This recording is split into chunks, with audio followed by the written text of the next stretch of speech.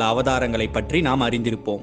உதாரணத்திற்கு காளியம்மன், வராகி அம்மன், சாமுண்டி, துர்க்கை போன்றவை ஆகும். ஆனால் நாம் பலரும் அறியாத அம்மனின் பயங்கரமான அவதாரங்களில் பிரமாரி அவதாரமும் ஒன்றாகும். பிரமாரி தேவி என்பவர் மிகவும் உக்கிரமான தெய்வமாவார். ஆகவே இவரை அதிகமாக வீட்டில் வைத்து யாரும் வழிபடுவதில்லை. பிரமாரி தேவி தேனீகள் மற்றும் குளவிகளை கட்டுப்படுத்தும் கடவுளாவார்.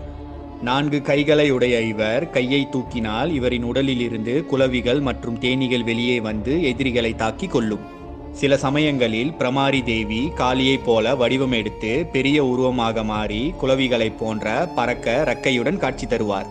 பலரும் அறியாத பிரமாரி தேவியை பற்றிய குறிப்புகள் தேவி பகவத புராணம் என்ற நூலில் உள்ளது. இவரை பற்றிய புராண கதை அருணாசுரன் என்ற அசுரனோடு தொடர்புடையது. முன்பு அரக்க குலத்திற்கு அருணாசுரன் என்ற அசுரன் தலைவனாக இருந்து வந்தான். அருணாசுரன் தேவர்களை எல்லாம் அடிமைப்படுத்தி